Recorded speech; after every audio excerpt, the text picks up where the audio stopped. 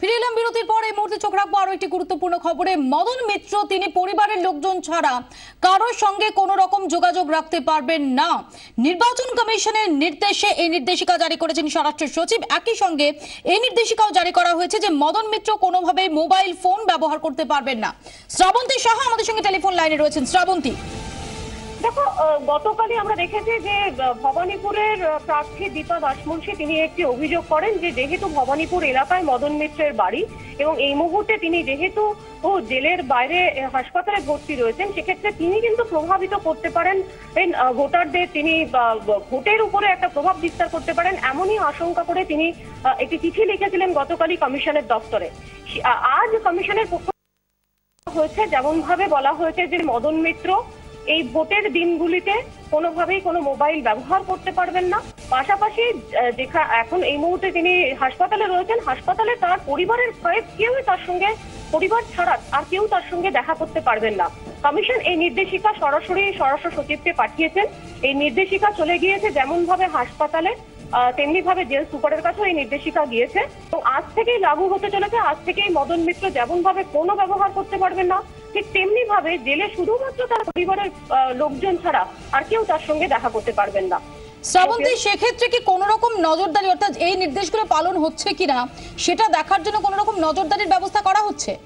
দেখো, কমিশন নির্দেশ অনুযায়ী আলাদা করে অন্য কিছু বলা নেই। যে শ্রাবন্তী, তোমায় একটু বিরত করছি। শ্রাবন্তী, এই মুহূর্তে বিজেপি নেতা জয়প্রকাশ মজুমদার আমাদের সঙ্গে টেলিফোন লাইনে রয়েছেন।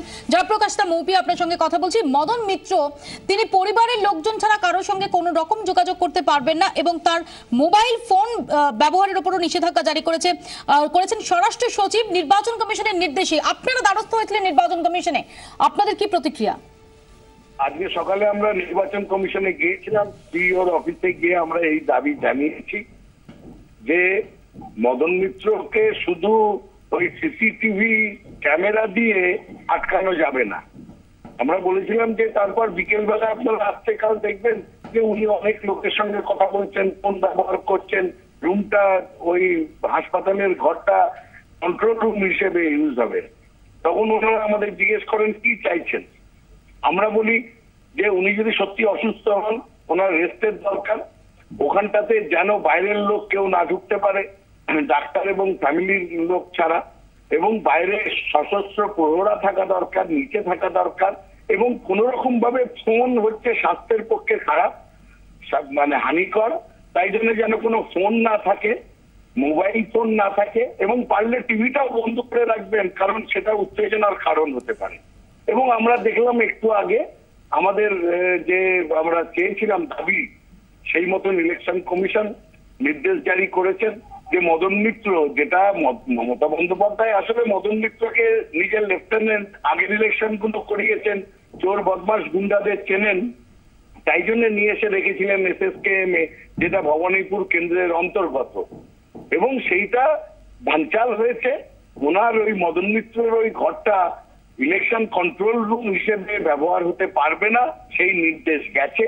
উনি থাকবেন এবং এটা ওনার স্বাস্থ্যের পক্ষেও ভালো, যেটা উনি ক্লেম করেছেন নাকি অসুস্থ, এবং সেটা জেল হাসপাতালে ট্রিটমেন্ট হলো না, SSKM এর মতন হাসপাতাল দরকার, সেরকম যখন আছে উনি শান্তিতে থাকুন, রেস্টে থাকুন। আপনারা কি সন্তুষ্ট, আপনারা খুশি এই নির্দেশে?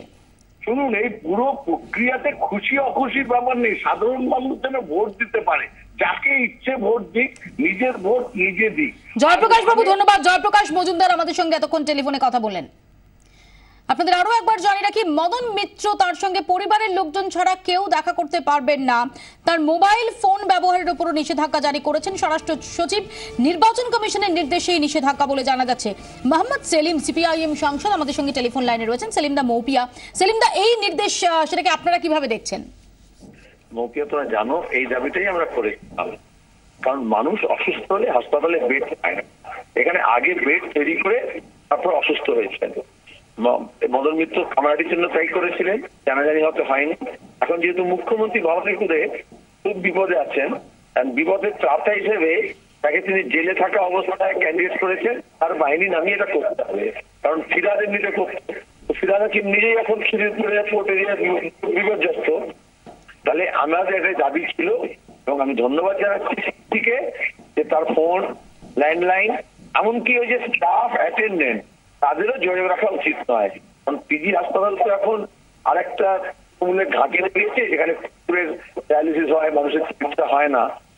সেলিমদা ধন্যবাদ। মোহাম্মদ সেলিম সিপিআইএম সাংসদ আমাদের সঙ্গে এতক্ষণ টেলিফোনে কথা বলেন। আপনারা জানেন যে বামেদের তরফ থেকে, কংগ্রেসের তরফ থেকে গতকালই বিষয়টি নির্বাচন কমিশনের গোচরে আনা হয়েছিল। দীপা দাসমুন্সি ভবানীপুর কেন্দ্রের জোট প্রার্থী, তিনি অভিযোগ করেছিলেন যে তিনি আশঙ্কা করছেন মদন মিত্র তার গতিবিধির উপর যদি নজরদারি না হয় তাহলে ভোটের দিন অশান্তি পাকানোর চেষ্টা হতে পারে। এবং আজ সকালে বিজেপির তরফ থেকেও এই একই আবেদন করা হয় নির্বাচন কমিশনের কাছে গিয়ে।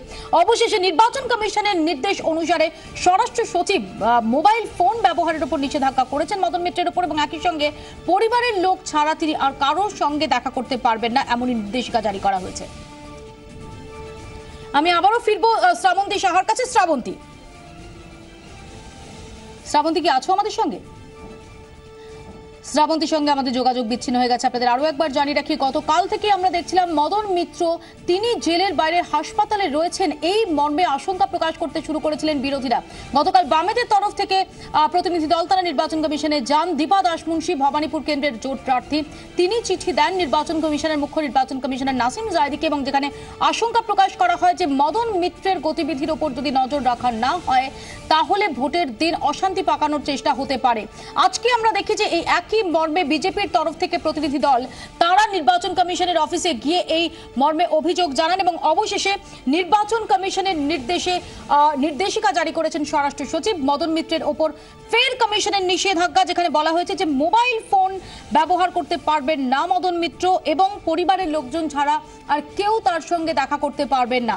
প্রদীপ ভট্টাচার্য আমাদের সঙ্গে টেলিফোন লাইনে রয়েছেন, কংগ্রেস নেতা প্রদীপ ভট্টাচার্য। প্রদীপদা, মৌপিয়া প্রদীপদা, আপনার প্রতিক্রিয়া। মৌপিয়া, এই ব্যাপারটাতে আমাদের আমার মতো পলিটিক্যাল লোকেদের প্রতিক্রিয়া দেবার বিশেষ কিছু নেই। যেটা বলার আমাদের সেটা হচ্ছে নির্বাচন কমিশন তাদের নিয়মকে ফলো করছে, তাদের যে সিস্টেম সেটাকে ফলো করছে। সুতরাং নির্বাচন কমিশনকে মদন মিত্রের পরিবর্তে অন্য কোনো মিত্র হলেও এই জিনিসটাই ফলো করতে হতো। এইটাই হচ্ছে নিয়ম, এইটাই হচ্ছে আইন। সুতরাং এই নিয়মটাকে ইলেকশন কমিশন ফলো করেছে, এটা ঠিক কাজই করেছে, এটা অন্যায় কিছু আছে বলে আমি মনে করি না।